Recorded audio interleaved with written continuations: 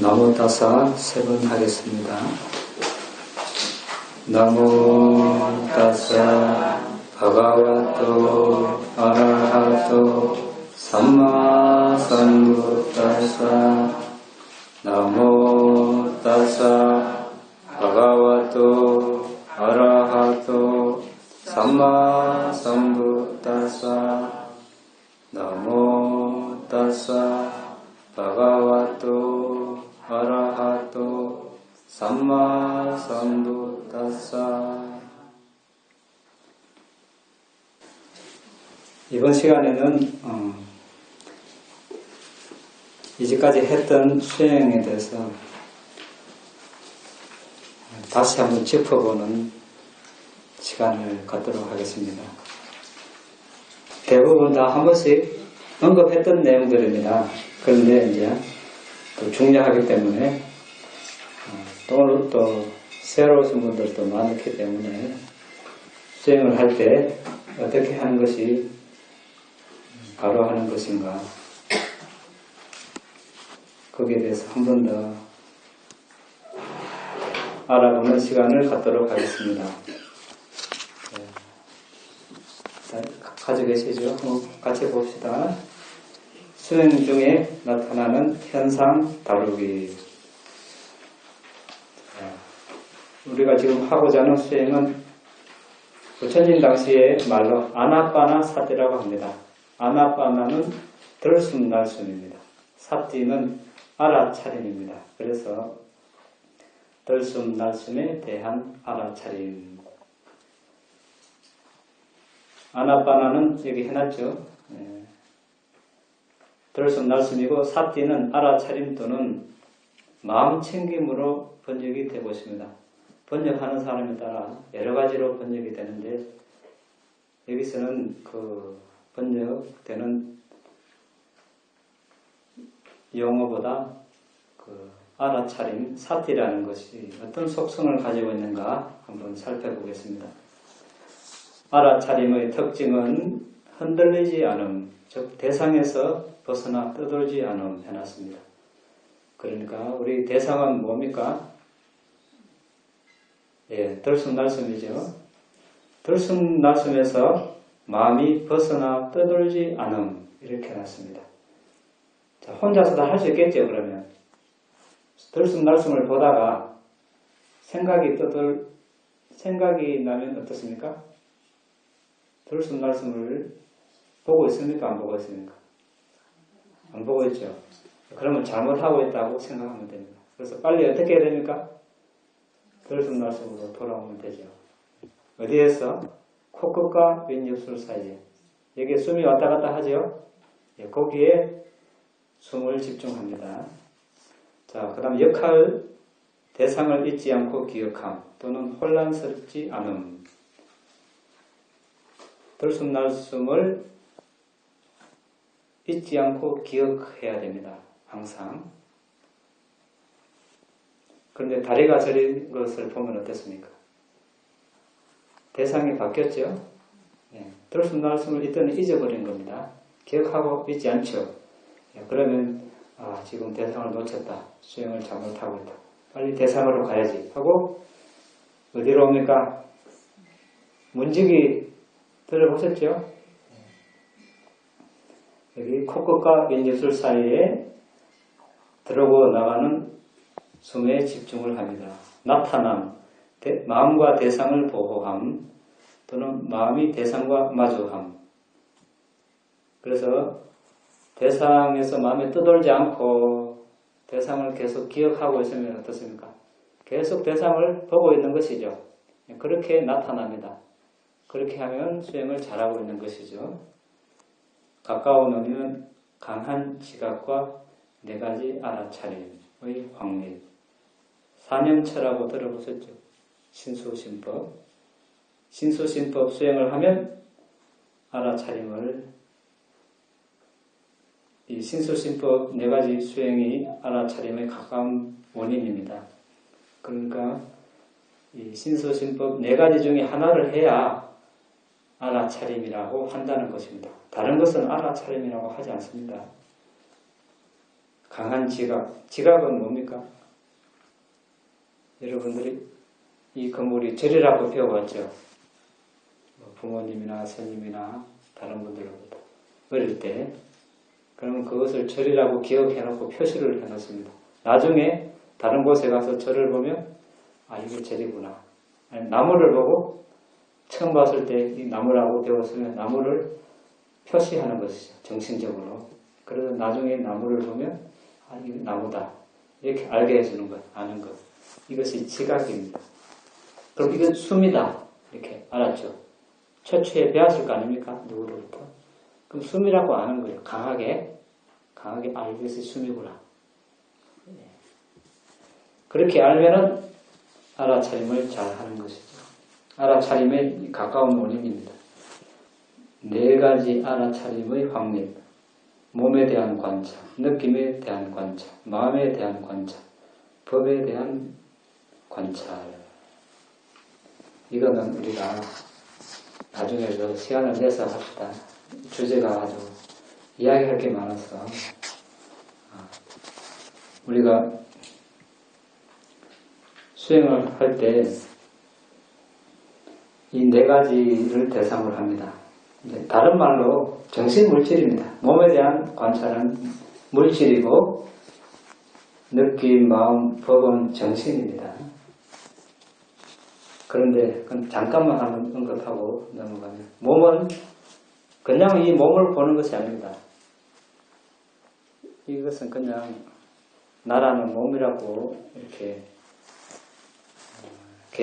몸이라는 개념이죠. 여러분들이 집중력을 닦아서 들숨날숨을 열심히 봐서 집중력이 생기면 몸을 지수화풍 4대로 관해서 오랫동안 보면 몸이 회색빛, 흰색빛, 반투명으로 변하다가 이 반투명으로 변합니다. 그 반투명의 빛을 계속해서 보면 근접사명에 도달할 수 있고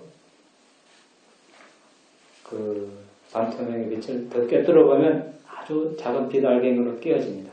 거기에 알갱이 하나하나에 역시 지수, 화풍이 있고 색깔, 냄새, 맛, 영양소라는 요소들이 있습니다. 그것을 봤을 때 우리는 궁극적인 물질을 봤다고 합니다. 그것을 보고 있으면 아주 빠르게 일어났다 사라집니다. 그것을 보고 무상고 무아로 가납니다.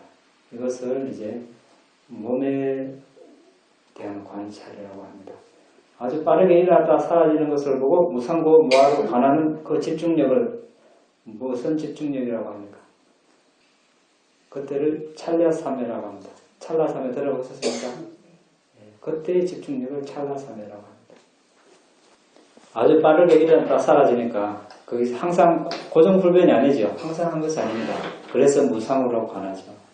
그리고 아주 빠르게 일어났다 사라지는 것을 보고 있으면 엄청나게 압박을 받습니다. 그래서 괴로움, 빠르게 일어났다 사라지는 것을 그 속에 나라는 것이 없습니다. 여자도 없고 남자도 없고 천신도 없고 동물도 없습니다. 절도 없고 자동차도 없고 그냥 물질이 일어났다 사라집니다. 그리고 일어나라 사라지지 말라, 일어나지 말라, 또 사라져라 이렇게 해도 내 말을 안 듣습니다. 그래서 내 것이 아닙니다. 그래서 무아라고 이렇게 관합니다. 무상고 무아 비파사나 수행은 이렇게 하고 느낌, 마음, 법 이것은 정신입니다. 이것은 따로 일어나지 않습니다. 항상 마음과 마음보수는 같이 일어났다 같이 사라집니다. 여러분들이 초선정, 들숨날숨을 열심히 봐서 초선정에 들었습니다. 초선정에 나와서 마음의 문에서 그 정신현상을 보면 그때 34가지 정신현상이 일어납니다. 그때 마음을 빼면 마음이 포함이 되면 마음을 빼면 33가지 마음보수가 일어납니다. 마음보수는 그냥 마음을 도와준다고 해서 보수적으로 일어난다 해서 마음보수입니다. 그 어떤 것이 있습니까? 몇 가지 인연양, 파사, 일어나, 삼나, 제타나, 접촉, 느낌, 지각, 의도 이런 것들이 쭉 33가지가 일어나겠죠. 예. 그런 것들을 신찰나에서 보면서 이제 무상고무화로 가는 겁니다. 아주 물질보다 더 빠르게 일어나죠. 16배 또는 17배 빠르게 일어나는데 그것을 보고 역시 무상고무화로 가는 것. 이것을 이제 정신을 대상으로 무상고무화를 숙고하는 것입니다. 이렇게 했을 때 알아차림이 이렇게 아는 것을 알아차림이라고 하는 것입니다. 살생하거나 훔치고 이것도 알죠. 이것을 보고 알아차리라 사태라고 하지 않는다는 것입니다. 법에 대해서는 제가 참고하시라고 적어놨습니다. 읽어보시고 나중에 다시 시간이 있으면 더 자세하게 공부하기로 하고, 그 밑에 들숨날숨에 대한 알아차림 수행은 사마타, 즉 선정개발 수행입니다. 선정 수행에서 대상은 하나입니다. 여기서는 대상이 들숨날숨입니다. 마음은 한 번에 하나의 대상만 취할 수 있습니다. 따라서 우리가 들숨날숨에 대한 알아차림 수행을 할 때 올바로 수행하고 있는지 알려면 다음 사항을 살펴보면 됩니다. 1. 마음이 들숨날숨이란 대상에서 벗어나지 않고 잘 집중하고 있는가? 2. 마음이 들숨날숨을 잊지 않고 잘 알고 있는가? 3. 마음이 대상과 지속적으로 마주하고 있는가? 4. 마음이 들숨날숨을 분명히 알고 있는가? 아까 다 했죠. 따라서 들숨날숨 이외의 대상에는 주의를 보내지 말아야 합니다. 수행을 하다 보면 다리가 저리거나 몸의 어느 부분에 통증이 일어날 수 있습니다. 만약 수행자가 저린 감각이나 통증에 주의를 기울인다면 그 순간 마음은 들숨날숨에서 벗어나서 그 감각을 알고 있기 때문에 원래 대상은 잊어버리게 됩니다. 그러면 그 순간에는 들숨날숨에 대한 알아차림 수행을 하고 있지 않는 것입니다. 다리 저림이나 통증이 일어나면 그냥 무시하고 즉시 들숨날숨으로 돌아옵니다. 그래서 집중력이 생기면 다리가 저리거나 몸의 통증들은 점점 약해지거나 사라집니다. 그런데 그러한 현상들을 무시해도 더 강해지면 무리하게 참지 말고 들숨날숨의 알아차림을 유지하면서 천천히 자세를 바꾸면 됩니다. 마찬가지로 여러 가지 생각들이 떠오를 때 그 생각들을 쫓아가며 파묻히면 그 순간 마음은 들숨날숨이란 대상에서 벗어나 잊어버리게 됩니다. 생각들이 일어나면 더 진행시키기보다 즉시 들숨날숨으로 되돌아오는 것이 중요합니다. 한 번에 이것을 숙달한다는 것은 쉬운 일이 아닙니다.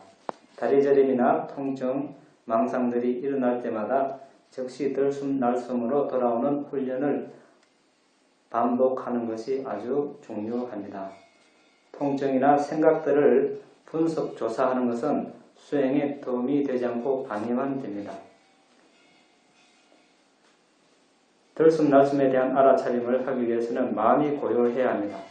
마음이 고요해지면 들숨날숨도 고요해집니다. 그러면 수행자의 마음에 들숨날숨이 분명하게 드러납니다. 마음을 고요하게 하려면 어떻게 하면 되겠습니까? 제일 좋은 거는 뭡니까? 어떻게 해야 되겠습니까? 부처님은 어떻게 하셨습니까? 예? 결심? 예. 들으셨다 내셨다 하는데 마음이 고요하지 않았을 때 일단 다 버리고 산에 들어가야 되겠죠. 이게 제일 좋습니다. 주위에 볼 것도 많고 들을 것 많고 관계가 복잡하면 마음이 고요해지겠습니까? 번잡하죠. 근데 숨을 보라 그러면 마음이 그 숨에 머물러 있겠습니까? 근데 이제 형편은 다 산에 갈 수 없죠. 갈 수 없습니다. 근데 말하자면 그렇다는 이야기죠. 그러면 이제 여기 해놨다시피 자해관을 하시면 됩니다. 여러분들이 수행하기 전에 먼저 내 자신에게 진정으로 정말 내가 참 행복하고 편하기를 원하면서 먼저 내가 위험에서 벗어나기를 한동안 합니다. 내가 정말로 위험에서 벗어난 모습을 상상하면서 이제 또 내가 정신적 고통에서 벗어나기를 또 한참 하고 내가 육체적 고통에서 벗어나기를 한참 하고 내가 안녕하고 행복하기를 또 한참 하고 이 네 가지를 다 해도 되고 한 가지만 해도 됩니다. 내가 행복하고 안녕하고 행복하기를 한 2, 3분 정도 하고 여성은 여성, 남성은 남성 중에서 존경하는 분이 있으면 한 분을 선정합니다. 그러면 그분을 떠올리고 최대한 이분이 정말 내가 안녕하고 행복하기를 원하는 것처럼 진정으로 이분이 위험에서 벗어나기를, 이분이 정신적 고통에서 벗어나기를, 이분이 육체적 고통에서 벗어나기를, 이분이 안녕하고 행복하시기를 마음이 고요해질 때까지 합니다. 그런 분이 없으면 이제 모든 존재들을 대상으로 해도 됩니다. 모든 존재들이 위험에서 벗어나기를, 모든 존재들이 정신적 고통에서 벗어나기를, 모든 존재들이 육체적 고통에서 벗어나기를, 모든 존재들이 안녕하고 행복하기를. 그런데 자해가만 하고 집에 가서 목이 달라붙는다고 죽이면 되겠습니까? 이거는 그냥 말 따로 행동 따르죠.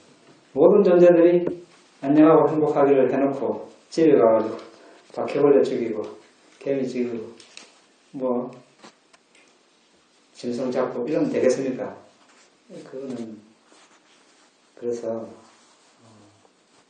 그러한 생명체들도 다 자기 생명 소중히 생각하니까 부처님께서 뭐라고 하셨습니까?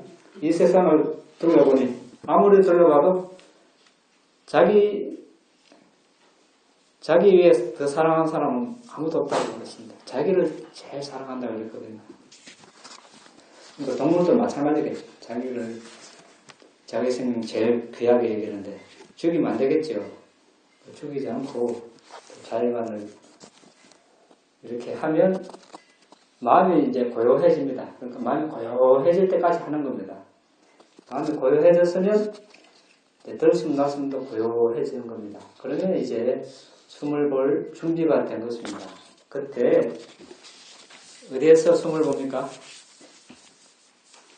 코끝과 윗입술 사이에. 여기에서 우리 숨을 들이쉬고 내쉬면 그 사이에서 어디 부딪히겠죠? 제일 잘 부딪히는 지점이 있습니다. 거기에서 숨을 아는 겁니다. 그 지점이 없어도 됩니다. 없어도 들어오고 나가는 건 알죠? 그런데 그 지점에서 본다고 하니까 지점에 일어나는 감각을 보는 사람이 있습니다. 단단함이나 따뜻함, 차가움. 그런 감각을 보는 것이 아니고 그 위를 지나가는 숨을 보는 겁니다. 자, 그 다음에 이제 그 다음 두 번째 종류 위에서 8번째 지나치지도 강하지도 않게 또 느슨하지도 않게 노력의 강도를 잘 조절해서 집중해야 합니다. 그 노력의 정도는 여러 번 시도를 해보아서 자신만의 적절한 강도를 찾아야 합니다. 수행의 결과에 대해서는 기대를 하지 않는 것이 좋습니다. 지나치게 기대를 많이 했다가 원하는 만큼 결과가 나타나지 않으면 실망하고 의기소침해집니다.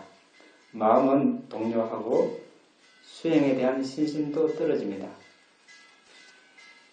우리 벼를 심어놓고 어떻게 합니까? 못 내게 하고 빨리 자라고 막 땡겨 올립니까? 그럼 떨어져서 죽겠죠. 벼를 심었으면 물이 필요하면 대주고 너무 많으면 더 빼주고 거름도 주고 김도 매주고 하다 보면 가을에 나락이 이제 고개를 숙이겠죠. 때를 기다려야 됩니다. 그동안에는 어떻게 합니까? 할 일을 해야 되겠죠. 들숨날숨 보는 것도 오늘 이제 하루 했는데 빨리 빛이 안 나타나 이렇게 기대를 하면 그것이 장애가 됩니다. 일단 수행을 시작한 이상 결과에 대한 기대는 다 잊어버립니다. 물론 열심히 수행을 하고 분발하고 서원을 세우는 것은 중요하죠. 그런데 그것은 수행하기 전에 딱 한번 하고 수행을 할 때는 부지런히 김을 내줘야 되겠죠. 거름도 주고 물도 대주고 어떤 거를 해야 됩니까? 망상이 일어나면 이제 김을 내야 되겠죠. 그걸 이제 뽑아줘야 되겠죠. 따라가지 말고 바로 숨으로 돌아오고 다리가 저리면 따라가지 말고 바로 숨으로 돌아오고 이렇게 이제 하다 보면 어느 순간 나도 모르게 좋은 결과가 있겠죠. 그 다음 그 밑에 수행하는 과정에 때때로 마음이 느슨해지거나 수행에 대한 믿음이 약해질 수도 있습니다. 그럴 때는 상회가 냐나를 개발해야 합니다. 상회가 냐나는 이제 종교적 긴박감 또는 정신적 절박감 이런 뜻입니다. 어떻게 해야 되겠습니까? 이 상회가 냐나를 개발하는 할 수 있는 대상은 이제 생로병사입니다. 태어나고 늙고 병들고 죽고 그리고 사학도에 태어나는 위험. 죽으면 내가 죽을 때 마음을 잘 다스리지 못하면 사학도에 날 수 있다는 그런 위험을 반조하는 것. 그리고 과거 삶에 대한 괴로움, 미래 삶에 대한 괴로움, 그리고 현재의 현생에서 먹이를 찾아 헤매야 되는 괴로움. 여러분 다 왜 일을 하니까? 먹고 살라고 하죠. 일단 먹고 살아야 됩니다. 그런데 그것이 쉬울 수도 있고 어려울 수도 있죠. 그런데 쉬운 것은 아니죠. 가족, 나를 먹여 살리고 가족을 부양하고 쉬운 일은 아닙니다. 겨울 되면 요즘은 그렇지만 옛날 같은 경우는 겨울에 농사도 못 지니까 저축을 해야 되고 여러 가지 또 적이 쳐들어오면 안 뺏기게 사야 되고 참 또 요즘 경쟁이 심하죠. 다 나가서 또 남에게 이겨야 되고 이것이 참 먹이를 구하기 위해서 이 육신 하나 먹이 살리기 위해서 그렇게 이제 괴로움을 겪는 것을 보고 이런 절박감, 긴박감을 일으키라는 것입니다. 사리푸타 존자 아시죠? 사리불 존자 아십니까? 그분이 어떻게 출가했습니까? 그분은 바라문 가문이죠. 아주 인도의 최상 가문이고 또 그 모갈라나 존자하고 바로 옆 동네에서 같이 태어났는데 다 바라문이고 다 또 부자였습니다. 이제 어릴 때부터 많은 이제 아이들이 따르고 이렇게 있었는데 그 동네에 해마다 하는 일례 축제가 있습니다. 축제가 있는데 이제 사리부타 존자, 모갈라나 존자가 각각 아주 화려한 마차를 타고 많은 다른 무리를 대동하고 젊을 때죠. 그래서 그 축제를 이제 보러 갑니다. 언덕에서 멀리 내다보고 둘이서 앉아서 거기서 아주 재미난 일을 할 때는 서로 웃고 또 슬플 때는 서로 슬퍼하고 며칠을 그 축제를 보다가 어느 날 사리부타 존자께서 이런 마음이 들었죠. 저 많은 사람들이 웃고 즐기는데 100년 뒤에 저 사람들이 다 살아있을까? 어디 있을까? 이런 마음이 들겠습니까? 여러분들 관람하고 공연하는 거 좋아합니까? 영화 보는 거 좋아합니까? 그럼 그런 마음이 일어나겠습니까? 아, 그거 보고 좋다고 그냥. 그런데 사례부터 준다는 지혜제일이죠. 역시 지혜제일인 분은 다르죠. 그런 것을 보고 아, 미래에 이 사람들이 100년 뒤에 살아있을까? 그러면서 이 긴박함을 일으킵니다.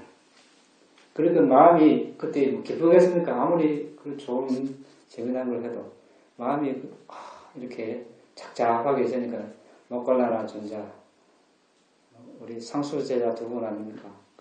친구가 왜 어제까지는 괜찮은데 오늘은 왜 그렇게 울적하냐고 물어보니까 그 이런 말을 할까? 당신도 그렇다고. 그래서 두 분이 어떻습니까? 어떻게 했습니까? 다 버리고 출발 이제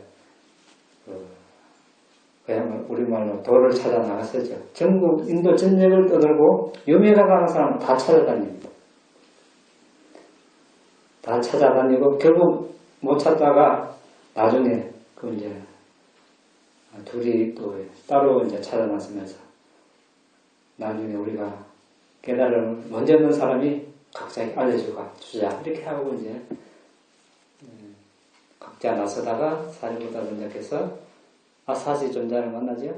아사지 존자께서 탁발하시는 모습을 보고 신심이 나서 사국에 내주로 된 개송 끝나기도 전에 수단을 됐죠. 지혜로운 분은 이렇게 일상생활에서 일어나는 평범한 일을 보고 이렇게 긴박감을 일으켜서 출발을 하고 이제 깨달음을 얻습니다. 우리도 어떻게 해야 됩니까? 따라 배워야 됩니까? 아닙니까?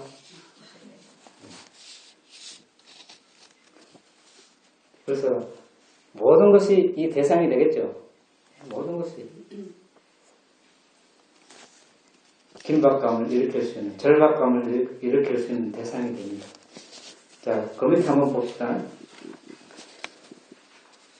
그럴 때마다 상해가 나냐를 개발해야 한다. 나의 죽음은 확실하다. 나는 언젠가는 죽게 되었다. 그러나 나는 내가 언제 죽을지 모른다. 나는 내가 어디서 죽을지 모른다. 나는 내가 어떤 상태로 죽을지 모른다. 옛 스승들께서 사람이 죽을 때는 마치 물에 빠져 죽는 사람처럼 허우적대다가 죽는다고 하시지 않았는가. 인간은 스스로를 만물의 영장이다, 지성적이다 라고 말을 하지만 몽매하게 괴로워하며 죽는 상황에서 지성적인 인간의 면모를 어디서 찾을 것인가. 맞습니까? 저 험악합니다. 인간 태어나가지고 그렇게 허적거리다가 죽는다는 것은 그 모든 사람들이 그렇게 죽는다면 또 별 그거 없습니다. 그런데 그렇게 안 죽는 사람도 있다고 안 이상 우리가 그러면 그 방법을 한번 찾아보는 것도 괜찮지 않습니까? 맞습니까? 네. 그러면 어떻게 해야 됩니까? 예? 어떻게 해야 됩니까? 뭘 해야 됩니까? 예? 어떤 공부해야 됩니까? 예. 맞습니다. 수행을 해야 되는데 수행하기 전에 계율을 먼저 지켜야 되겠죠. 예. 살생을 먼저 하지 말아야 됩니다. 살생하면 내 수명이 단축되고 다음에 태어날 때 불구로 태어나고 태어나도 병약하고 많은 사람으로부터 적의감을 받게 되고 그렇습니다. 내 명대로 못 죽습니다. 그렇겠죠? 개미, 모기 죽이는 것도 살생이지만 소나 사람 죽이는 것보다는 과보가 덜 하겠죠. 그렇지만 그것도 죽여서는 안 됩니다. 그에 합당한 과보를 받게 되어 있습니다. 사람을 죽이는 것도 일반 사람 죽이는 것하고 또 계가 높고 수행력이 높은 사람 죽이는 것도 다릅니다.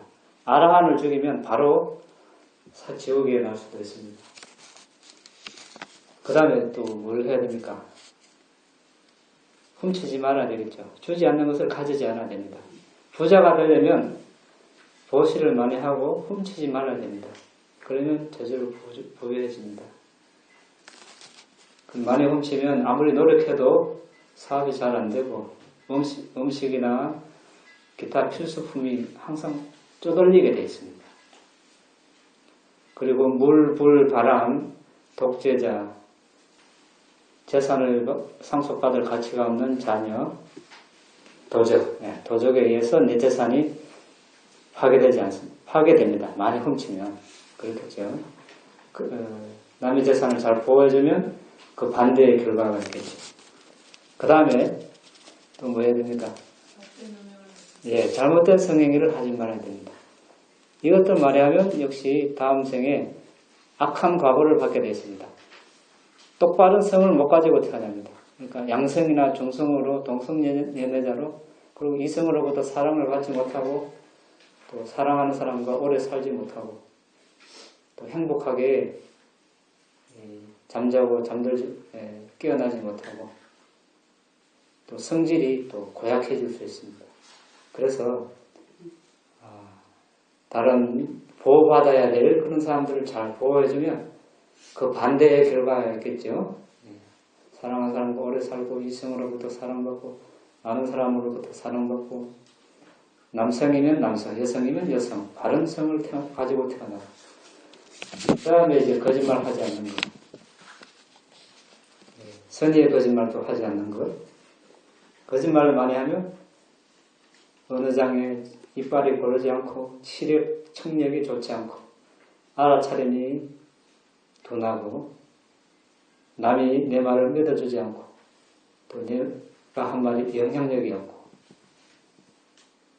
다 내 말 믿어주길 바라죠. 그렇습니까? 그럼 사실만을 말하면 됩니다.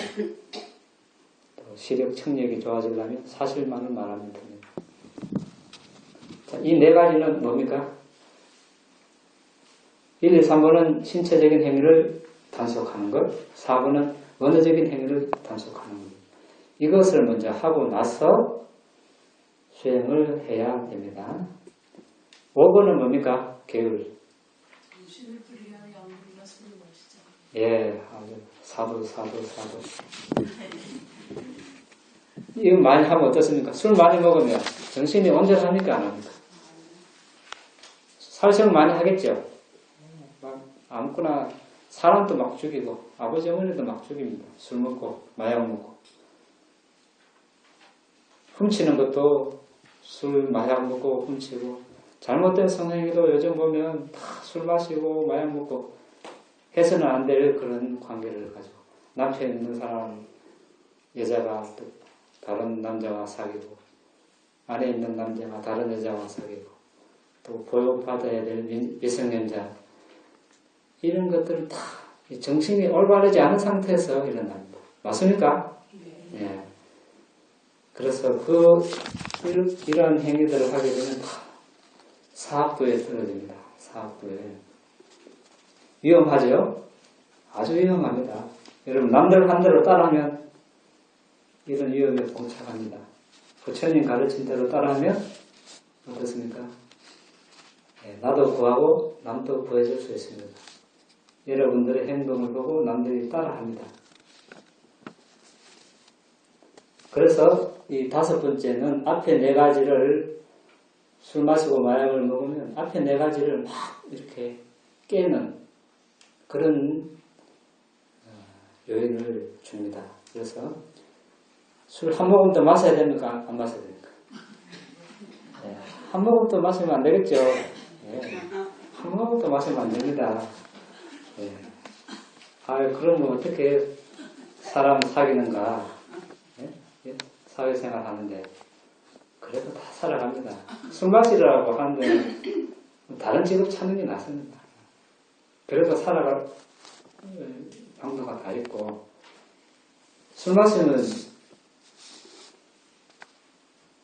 위장병 생기죠. 술집 옆에 약국 많죠. 많습니다. 위장병 그리고 이 정신이 흐리니까 내 재산도 가족도 보호를 못 해줍니다.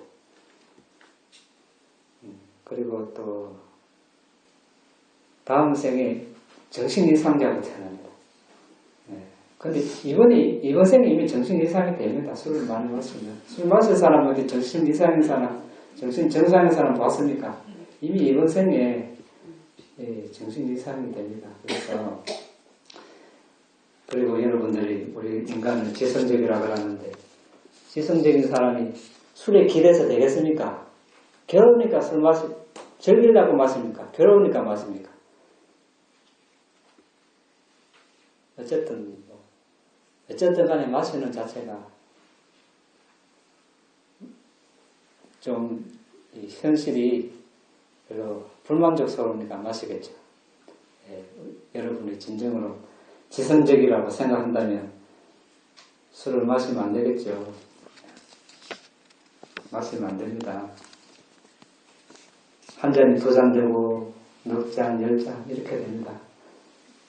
여러분들이 안 마시고 개를 잘 지키고 하면 다른 사람들이 보고 배우겠죠. 다른 사람도 구해주는 겁니다. 처음에는 좀 따돌림 받을 수도 있겠죠. 그런데 저 사람이 하는 행동을 보고 술을 안 마시니까 항상 조심할 거 아닙니까? 정신이 맑고 또 부처님 가르침을 배우고 하면 지혜가 생기고 살생도 하지 않고 훔치지도 않고 잘못된 성행위도 하지 않고 또 선의의 거짓말조차 하지 않으면 저 사람은 처음에는 이거 술도 안 마시고 안 어울린다 그럴지 몰라도 시간이 가면 갈수록 1년 지나고 2년 지나면 저 사람 삶이 바뀌었구나. 도대체 원인이 뭔가. 이렇게 해서 그 사람 보고 당신 당장 술 마시지 마라. 이렇게 하면 듣겠습니까? 내가 변하는 모습을 보면 남이 따라 하겠죠. 시간을 줘서 그 사람이 변하게끔 이렇게 유도하는 것도 방법입니다. 자, 그 다음에 그 밑에서 네 번째. 한 가지가 또. 예. 지금 이 기호를 다른 기호는 다 노력하면 지킬 수 있을 것 같은데 예. 그 살생하는데요. 예. 예를 들어서 이제 소를 직접 죽이는 사람이 있고 저희는 간접적으로 소고기를 먹잖아요. 사가에서는.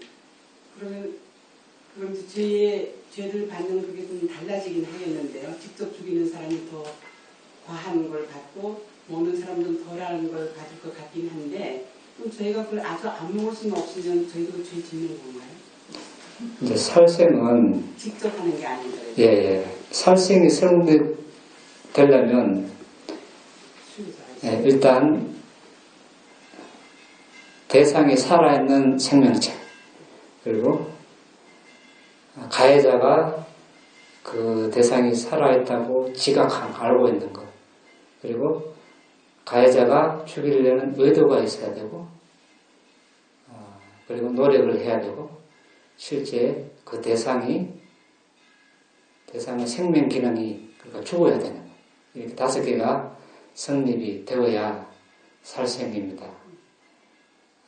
하나라도 빠지면 살생은 안 됩니다. 아닌데 그거보다 조금 낮은 해로운 과보를 받겠죠. 그런데 이것도 살생으로 간주됩니다. 이 고기를 나를 위해서 죽인 것을 보고 듣고 의심했을 때 직접 잡는 걸 보고 또 잡는 소리를 들었거나 또 보고 듣지는 않아도 의심을 했을 때 그 고기를 먹으면 살생으로 간주되는데 이 3가지가 해당이 안 되면 괜찮습니다. 예. 그런데 너무 욕심 많이 하면 그것도 왜냐하면 수요자가 많으면 누군가 죽여야 됩니다. 세상 한번 보십시오. 예? 세상 왜 어떻게 돌아가니까 다 그 먹고자 하는 갈망, 먹는 거 즐기려고 하다 보니까 많은 사람들이 소를 너무 많이 키워서 소가 끼는 방귀 때문에 이 통기가 오염된다는 말이 있을 정도로 그리고 엄청난 산야가 오염이 되고 또 그 4, 5년 키워야 될 걸 1, 2년 만에 키우려고 성장 촉진제나 여러 가지 약물을 투여해서 돼지도 2, 3년 키워야 될 거 5, 6개월 만에 키워가지고 그게 정상적이겠습니까? 생각을 해보십시오, 여러분. 예. 인간으로 지성적인 인간 말로만 이렇게 하고 먹으려고 그렇게 여러 가지 해서는 안 될 일을 하고 또 그것도 죽여야 될 거 아닙니까? 예. 수혜자가 있으니 그렇죠. 예. 서로의 탐욕이 부딪히는 겁니다. 탐욕 때문에 안 먹어도 물론 부처님께서는 육식하지 말라고 하지 않았습니다. 이 세 가지를 피하면 먹어도 됩니다. 손님들도 되는데 이제 우리가 선택 가능할 때는 그렇다는 이야기죠. 그리고 예를 들어서 이제 절간에서 이제 누가 보시를 주기적으로 이제 합니다. 그런데 거기서 이제 절간에서 만약에 살생을 고기를 허용하게 되면 그것을 날마다 수요를 대기 위해서 누군가는 계속 고정적으로 죽여야 되죠. 이때는 이제 그 절에 사는 스님들이 고려를 해야 됩니다. 이것은 간접적인 살생이 될 수 있어요. 그래서 우리 이제 파옥, 미얀마, 우리 파옥 제가 출가한 데서는 거기서는 고기를 허용하지 않습니다. 왜냐하면 대중이 1000명이 넘습니다. 매일 고기를 먹으면 얼마나 많은 돼지, 소, 닭이 죽어나겠습니까? 그걸 아는 마당에 허용하면 참 마음이 편하지 않겠죠? 예. 그래서 그거 안 먹어도 먹을 거 많은데 굳이 그걸 먹어야 되나? 이게 한번 생각해 보는 것도 괜찮지 않나 싶습니다. 그리고 그런 다른 약물들을 먹여서 그 짐승들에 녹아 또 먹으면 내 몸에 다 축적되겠죠. 결국 별로 이롭지도 않을 것 같은데. 됐습니까? 또 질문했습니까? 네. 자, 그 다음에 원인 없는 결과는 없다. 모든 것에는 원인이 있다. 라고 부처님께서 말씀하셨다. 나는 선업도 지었지만 악업도 지었다. 죽음 직전에 악행을 한 대상이 떠오른다면 다음 생은 악취에 나게 된다. 죽을 때 허접거리고 몽매하게 죽음을 맞이하면 선한 행위를 대상으로 취하기가 쉽지 않다. 이것은 아주 위험하다. 그때 몽매하지 않고 마음을 고요히 유지하기 위해서는 지금 건강할 때 열심히 수행을 해야 한다. 이렇게 반조하고 분발심을 불러일으켜야 한다. 무슨 말인지 이해됩니까? 네. 이거 이해되나? 어떻게 이해를 하셨습니까? 자, 여기 한번 보실랍니까? 자, 우리가 이 하나, 둘, 세 개의 마음이라고 칩시다. 마음은 아주 빠르게 일어났다가 사라집니다. 아주 빠른 속도로 1초에 수천만 번, 수억 번. 그 중에 하나라고 봅시다. 하나. 이 마음이 이제 우리가 어머니 뱃속에 처음 태어나는 순간에 일어난 마음입니다. 재생연결식. 그 전생과 이생을 연결시켜 준다 해서 재생연결식이라고 합니다. 이때 어머니 뱃속에 이 재생연결식과 더불어 마음, 아까 마음부수란 말 나왔죠? 마음만 일어나지 않습니다. 그게 저촉, 느낌, 지각, 의도 이렇게 해서 쭉 이렇게 신심, 알아차림 쭉 일어납니다. 그런 마음과 마음부수가 일어나고 물질도 일어납니다. 그러니까 몸 식원소, 몸을 구성하는 식원소, 심장 식원소, 여성은 여성, 남성은 남성 성식원소, 그리고 생명기능이라는 물질이 있습니다. 그 생명기능 구원소 39가지 하고 마음부수가 일어납니다. 그 전에 죽음의 마음이 일어납니다. 죽는 순간이죠. 전생에 죽는 순간. 그리고 그 직전에 또 마음이 일어나겠죠. 마음은 이렇게 일어났다 사라지니까. 이때 마음이 취하는 대상이 있겠죠. 마음은 대상이 있어야 일어나죠. 대상이 없으면 마음이 안 일어납니다. 이 대상에 따라서 이제 이번 생이 이제 결정되는 것이죠. 여러분들은 어떤 대상을 취했습니까? 그거 알려면 연기 수행을 해야 되겠죠? 그 과거를 전생을 보는 수행을 해야 됩니다. 그래서 이번 생에 인간으로 태어났다는 것은 이때 유익한 대상이 마음에서 떠올랐다는 것입니다. 유익한 대상은 어떤 것들이 있습니까? 여러분들이 누가 필요한 거 있으면 나눠주죠. 보시하는 거. 그 다음에 금방 했는데 뭐 했습니까? 우리 뭐 공부했습니까? 계율을 공부했죠. 계율을 지키는. 반대로 계율을 어기는 것은 해로운 대상이고 계율을 지키는 것이 유익한 대상. 또 이렇게 앉아서 명상수행하는 거. 세 가지가 유익한 대상들입니다. 그 셋 중에 어느 것이든지 떠오르면 이제 그 다음 생에 인간계나 천상계나 이렇게 날 수 있습니다. 해로운 대상이 나면 사학조에 떨어지겠죠. 그래서 이 말입니다. 죽기 직전에 유익한 대상을 취하느냐, 해로운 대상을 취하느냐. 그런데 이제 아까 말씀드렸죠. 그냥 사람이 죽을 때 허우적거리다가 죽는데 이 선한 유익한 대상을 잘 취할 수 있겠습니까? 정신력이 이렇게 아파서 누워가지고 정신이 오락가락 하는데 선한 대상이 또 오르겠느냐 이거죠. 이것을 우리는 정말 아주 심각하게 생각해 봐야 됩니다.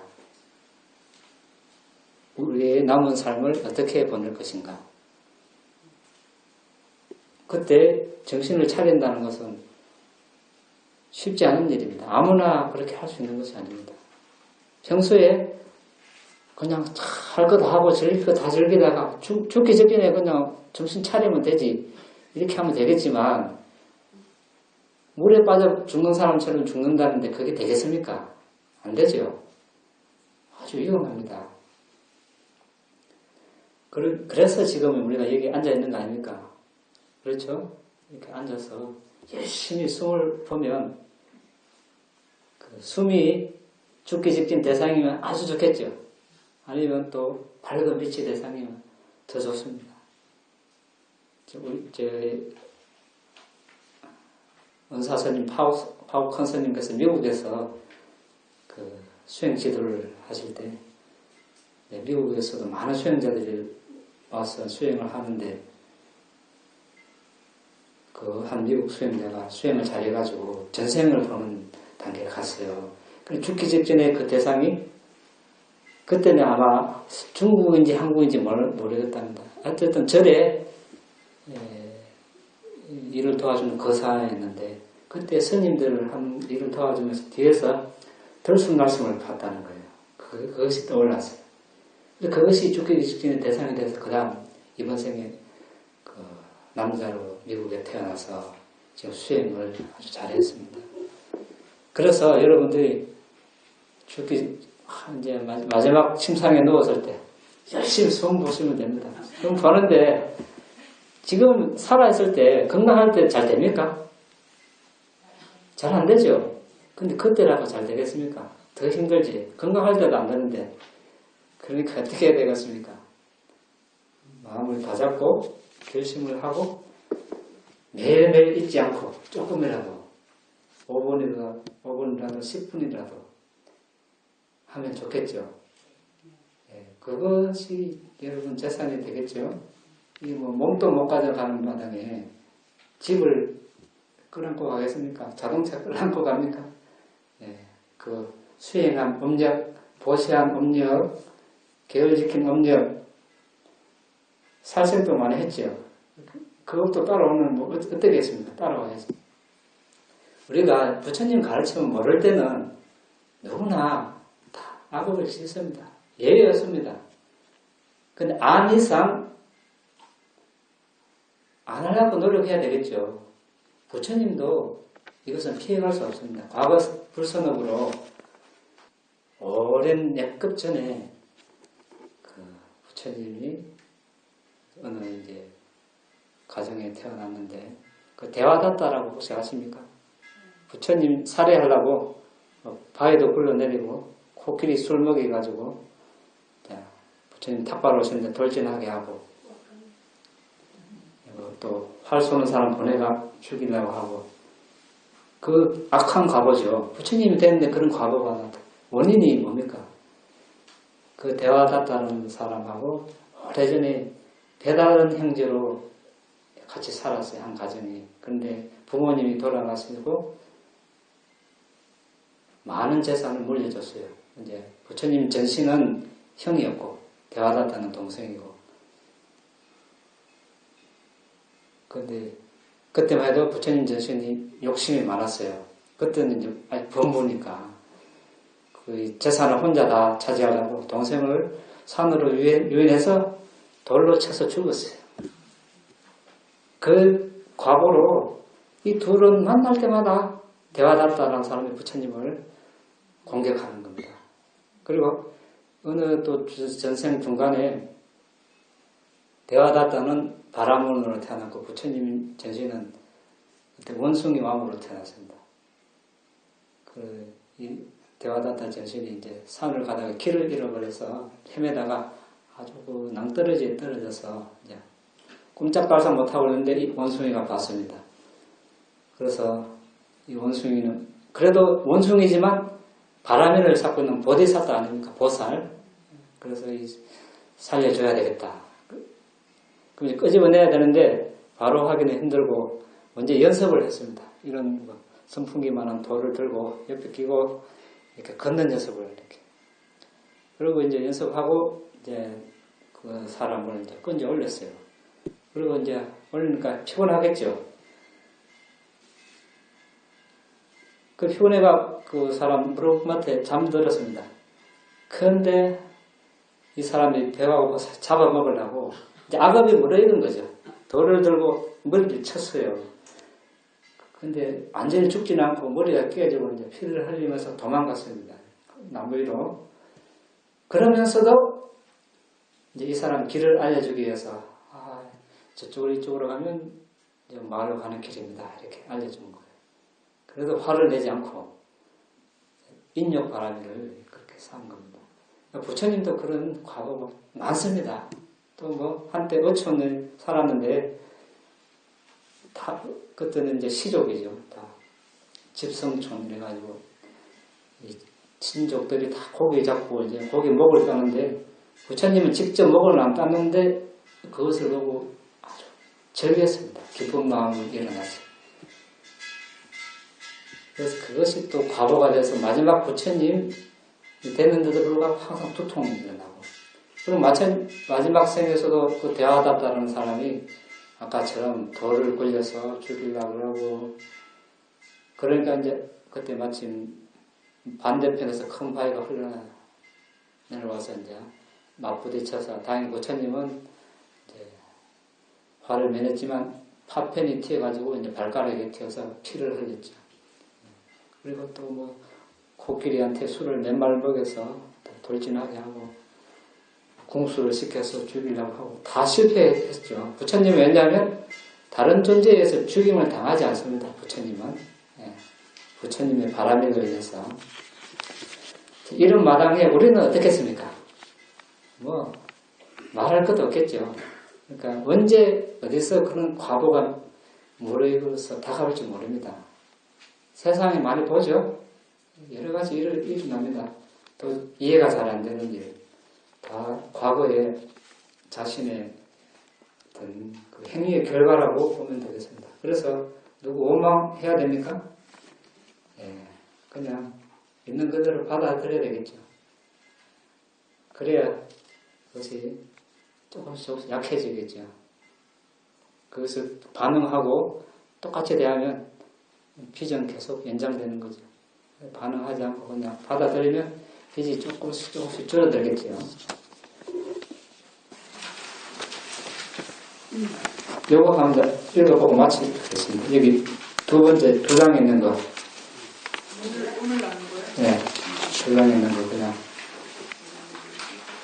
두 장짜리 있죠. 네, 거기에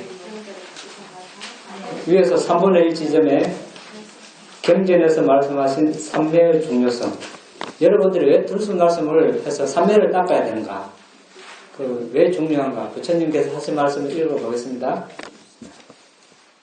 디가니까야 장부에서 그러니까 긴 길이로 설하신 경이 있습니다. 경제 중에.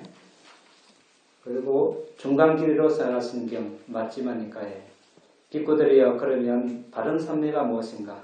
여기 비구는 감각적 욕망을 완전히 떨쳐버리고 해로운 법들을 초월하여 일으킨 생각과 지속적 고찰이 있고 떨쳐버렸음에서 생겼고 희열과 행복이 있는 초선에 들어머문다.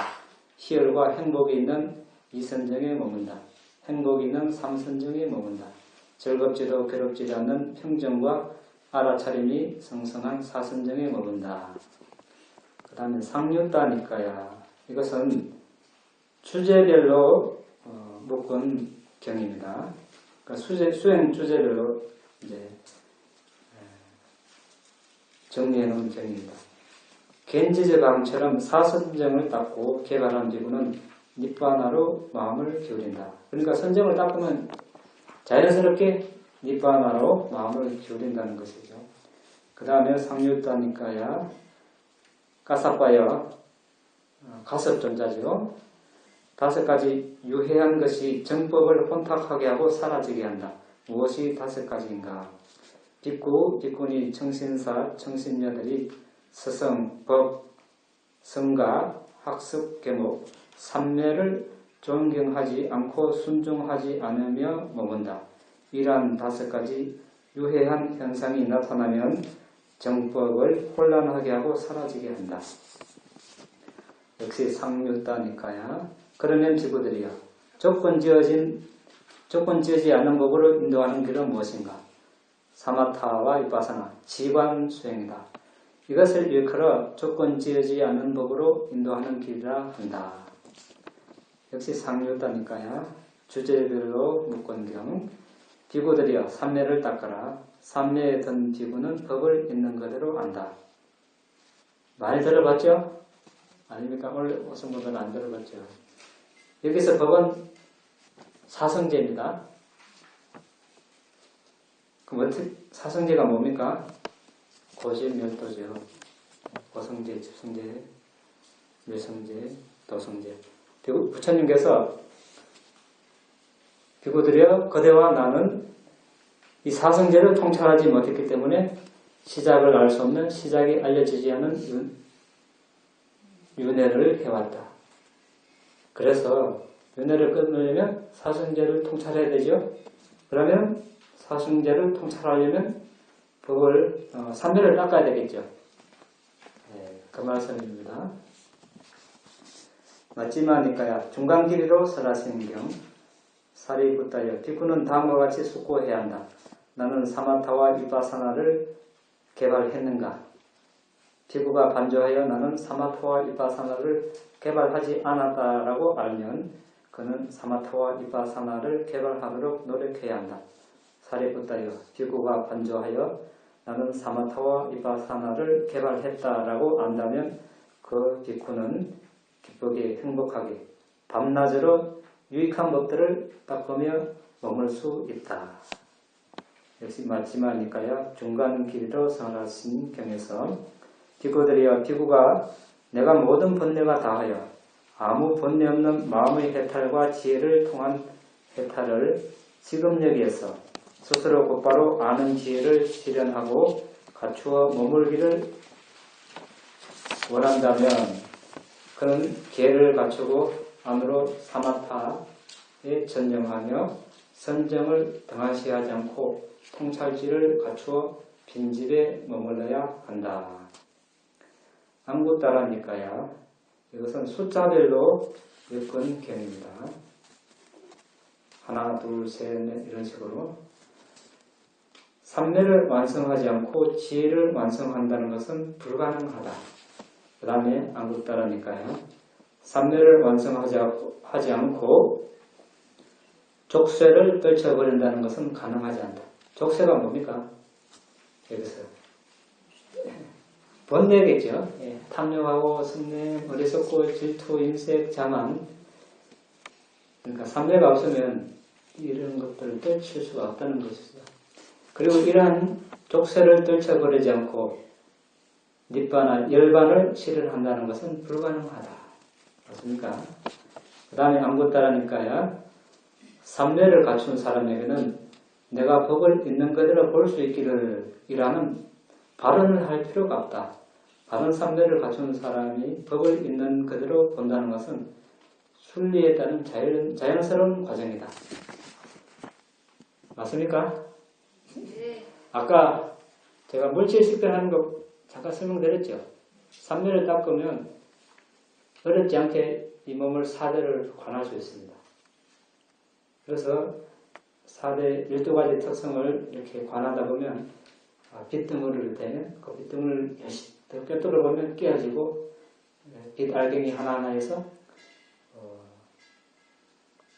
지수화풍, 색깔, 냄새, 맛, 영양소, 생명보온소, 강성의 물질을 볼 수 있는 겁니다. 이렇게 자연스러운 과정이라는 것이죠. 근데 집중력이 없으면 볼 수 있습니까? 이 궁극적 정신물질은 맨눈으로 안 보입니다.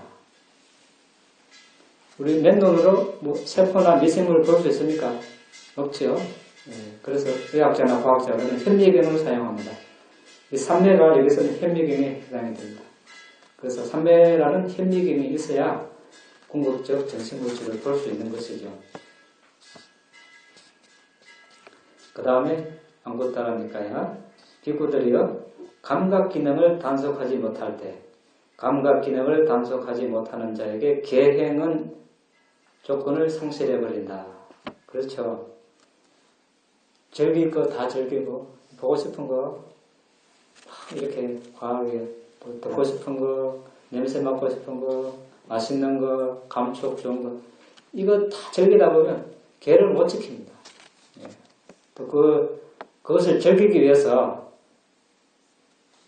생산활동을 해야 될 거 아닙니까? 그렇죠. 요즘 어떻습니까? 하다 보면 경쟁하게 되고 많은 부자들이 있지만 경쟁하고 또 바람직하지 못한 수단으로 벌이를 하고 그렇죠. 그렇게 불선업을 짓는 겁니다. 그래서 계행을 지키기가 참 힘들죠. 계행이 없을 때 계행을 파한 자에게 바른 삼매는 조건을 상실해버린다. 그러니까 계를 준수하지 않으면 바른 삼매를 얻을 수 없다고 지금 부처님께서 말씀해놨죠. 맞습니까? 그러니까 삼매를 닦으려면 계를 먼저 준수를 해야 됩니다. 계를 막 살생하고 훔치고 잘못된 성행하고 술 마시고 이러면서 수행하고 수행 잘 되기를 바라면 올바른 태도입니까? 아니죠. 예. 바른 삼매가 없을 때 바른 삼매가 없는 자에게 여실지견은 조건을 상실해버린다. 여실지견이 없을 때 여실지견이 없는 자에게 염호와 탐욕의 뒷바람은 조건을 상실해버린다. 여실지견은 아까 법을 있는 그대로 알고 보는 것을 말합니다. 그러니까 여기서는 정신물질, 즉 사성질을 제대로 있는 그대로 알고 보는 것을 말합니다. 염호와 탐욕의 뒷바람, 그러니까 세상에 대한 정신물질에 대한 혐오스러움, 또 탐욕, 욕심 부리는 것을 여의는 것을 말하죠. 그러니까 법을 있는 그대로 알고 보지 못하면 이런 지혜가 안 일어난다는 것이죠. 염호와 탐욕의 뒷바람이 없는 자에게 해탈지견의 조건을 상실해버린다. 해탈지견은 자, 여러분들이 열심히 수행을 해서 임류자가 됐습니다. 임류수다원이 됐습니다. 수다원은 누굽니까? 어떤 사람 수다원이 됩니까? 다는 아니죠. 일부겠죠. 아란이 되면 완전히 소멸하는데 수다원은 유신견 그리고 종교적 그러니까 의식 의례에 대한 집착 그리고 의심. 유신견은 뭡니까? 계금치견이라고도 하는데 혹시 오해하실까봐 그러면 계율을 안 지켜도 된다. 계율에 집착하는 것 이렇게 생각하는데 그것이 아니고 불교 부처님 가르친 이외에 기타 다른 종교에서 예를 들어서 소처럼 인도의 당시에 많은 수행파가 있습니다. 어떤 파는 나체 고형 수행자도 있고 외발로 써서 하종이 있는 사람도 있고 소처럼 행동하는 사람도 있습니다. 그래서 소처럼 행동하면 수행의 경지를 얻는다든지 해탈을 얻는다든지 이런 견해를 가지고 있는 것을 말하죠. 그런 견해가 사라지는 것을 말합니다. 유신견은 이 나의 내가 무엇으로 됐습니까, 여러분? 나는 정신물질로 됐죠. 나의 정신물질이 내 것으로 아는 견해가 사라집니다. 수다원에 되고. 그리고 이제 의심은 불법성에 대한 의심, 그리고 업과 업의 결과에 대한 그런 의심이 사라지죠. 그러면 아직 남은 게 있겠죠. 남은 거는 뭡니까? 감각적 욕망도 있고, 아직 수단이 돼도 감각적 욕망이 있고, 악의가 있고, 새끼에 대한 욕망, 무새끼에 대한 욕망, 자만, 들뜸, 무명이 아직 있습니다. 그러니까 여기서는 이제 해탈직에는 이 세 가지는 사라졌고, 7가지는 아직 남아있다. 이렇게 이제 반조하는 것을 해탈직은 이렇게 합니다. 자, 그러면 그 밑에 삼면은 마음과 마음보수가 하나의 대상의 고르게 바르게 산란함도 없이 흩어짐도 없이 머물 때 그것을 삼매에 든다고 알아야 한다. 그럼 삼매의 특징이 뭔지 한번 보겠습니다. 산만하지 않고 방황하지 않는다. 그러니까 하나의 대상이 계속 마음에 있으면, 머물러 있으면 그렇겠죠? 방황하지 않습니다. 마음. 역할은 함께하는 마음보수들을 합치고 뭉친다. 아까 하나의 대상을 취할 때 마음과 마음보수 일어난다 그랬죠. 뭐 접촉, 느낌, 지각, 의도 이런 것들이 마음보수입니다. 이런 것들을 합치고 뭉친다는 거죠. 그럼 어떻게 나타나는가? 하나의 들숨 날숨에 여러분 잠시라도 집중하면 어떻습니까? 평화롭죠? 그때 아주 지혜가 막 생길 것 같습니다. 그리고 가까운 원인은 행복한 사람은 삼매에 든다. 일어났습니다. 행복하십시오, 여러분. 건강하고 행복하십시오. 그 다음에 통찰지 특징은 법을 있는 그대로 꿰뚫는다. 어떻게 꿰뚫습니까? 아까 이야기했죠? 나를 누구지? 아버지, 어머니, 아들, 딸로 보지 않고 남자, 여자로 보지 않고 궁극적 정신물질로 보는 것. 이것이 여기서 법을 있는 그대로 알고 보는 것이죠. 역할은 등불처럼 대상을 밝힌다. 어리석음의 어둠을 쓸어버린다. 나타남은 명료한 통찰, 분명한 알아차림. 분명한 알아차림이 있어야 꿰뚫어 볼 수 있겠죠. 가까운 원인이 뭡니까? 이 말 하려고 지금. 가까운 원인, 통찰지. 가까운 원인이 뭡니까? 적혀 있는데 아무도 말 안 해요. 통찰지를 개발하려면 삼매가 있어야 되는 것이죠. 그렇죠? 집중력이 있어야 이 정신물질이라는데 도대체 뭐가 정신물질인가? 그 집중력으로 보면 그 정신물질을 볼 수 있겠죠. 그러면 이제 삼매를 개발, 삼매를 갖춘 비구는 법을 있는 그대로 알고 본다. 부처님께서 이렇게 말씀해 놓습니다.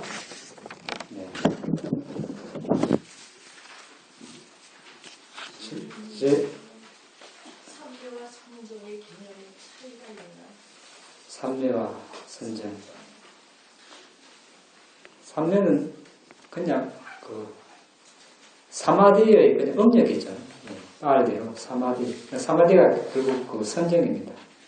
결국 선정이라는 것은 그 집중, 마음의 집중을 이루는 것이고, 사마디도 역시 마음의 집중을 이루는 것입니다.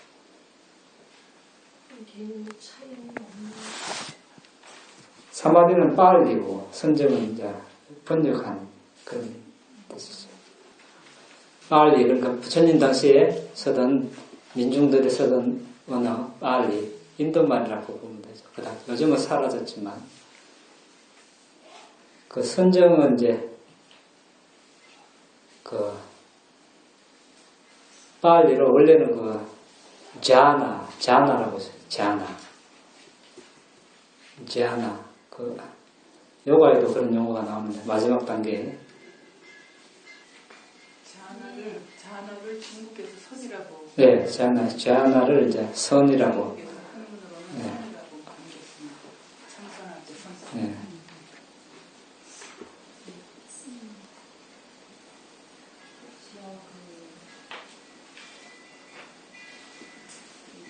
강사했을 때 나타나는 부분에 대해서 말씀하신 것이 빛이고 그것이 그것에서 알고 있는 일이 부서지고 이런 말씀을 해주셨는데요.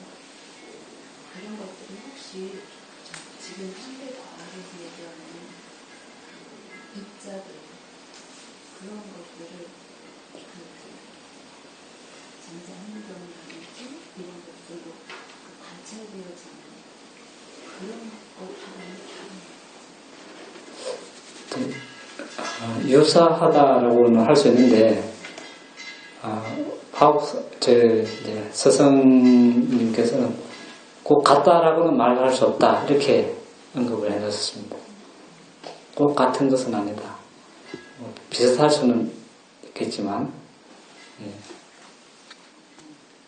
이제 현대, 물질을 우리가 과학으로 계속 이렇게 최소단을 파고들면 이제 원자, 분자 이렇게 쭉 그거하고 개념이 같았냐? 갈라파를 보고 궁극적인 물질을 보는 것이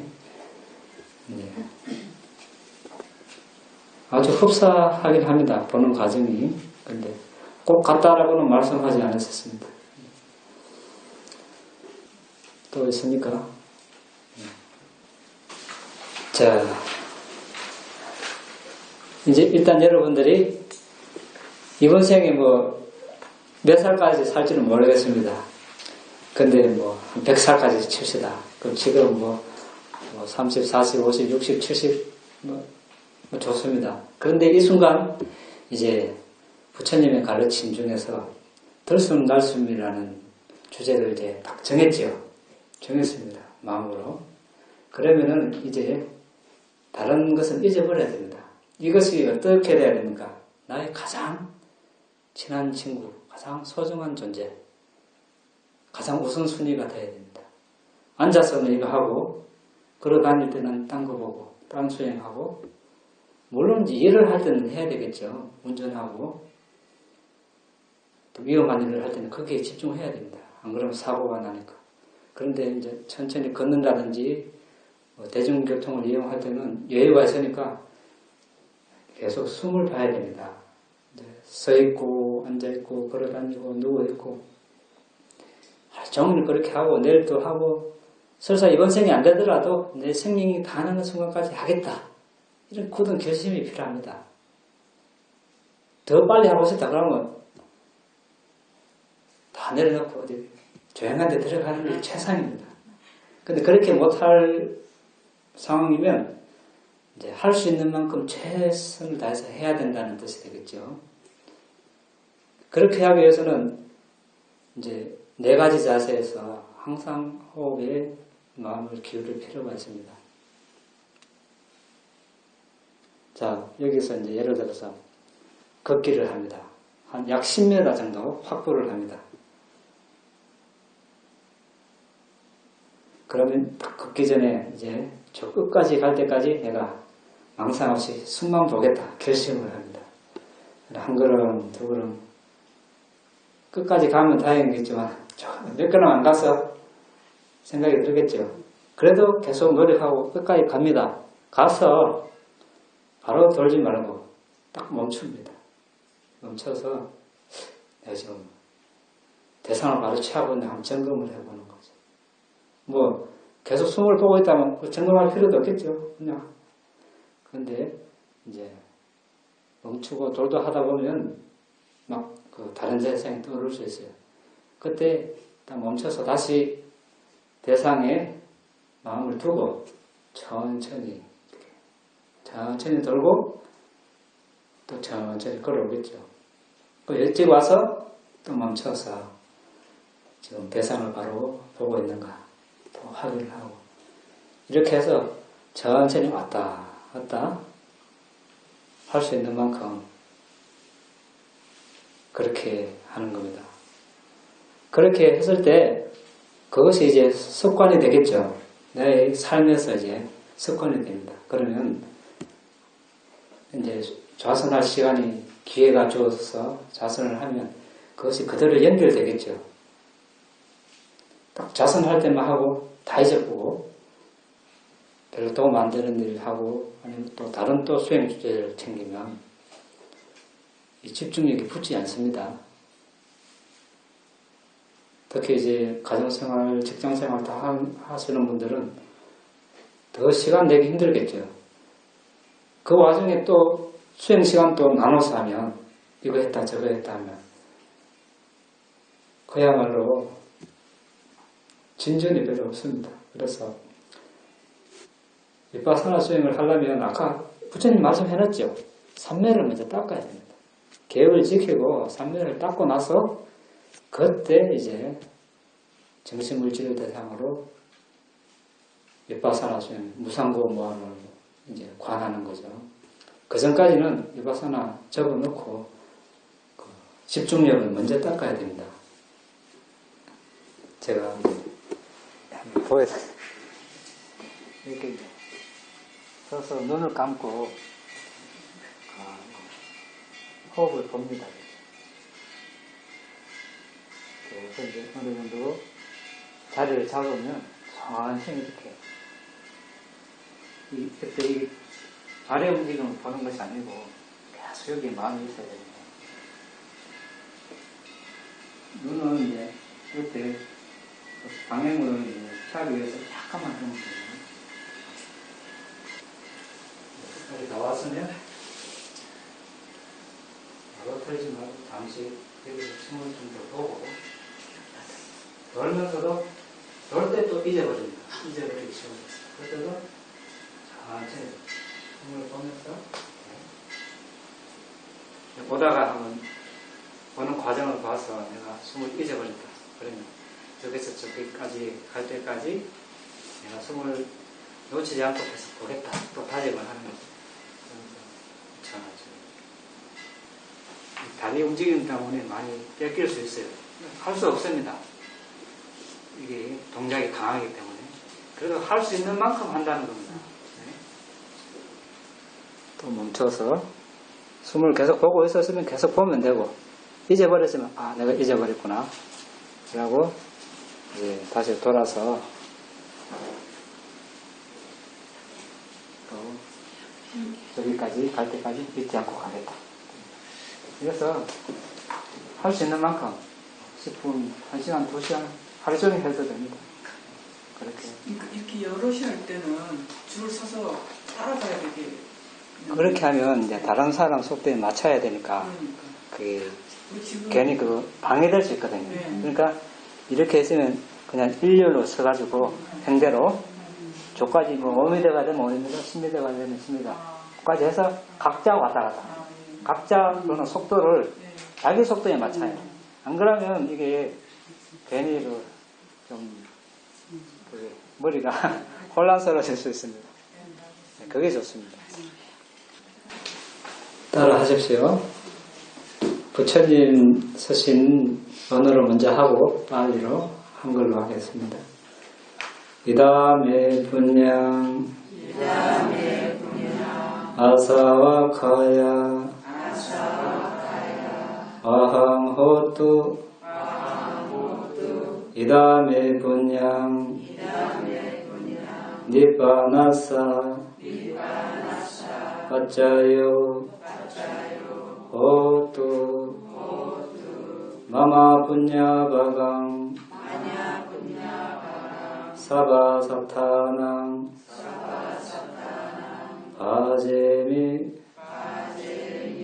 데사베 메삼망 분야바강 라반투 이당메 나티당 호투 수키다 헌투 냐타요 나의 이 공덕으로 번뇌를 소멸할 수 있기를 나의 이 공덕으로 니바나를 성취할 수 있기를 오늘 내가 행한 공덕을 모든 존재들과 돌아가신 나의 부모 형제 친지 친구들과 함께 나눕니다. 모든 존재들과 돌아가신 나의 부모 형제 친지 친구들이 나와 똑같이 이 공덕을 나눠 가질 수 있기를 기원합니다. 행복하시기를 기원합니다. 사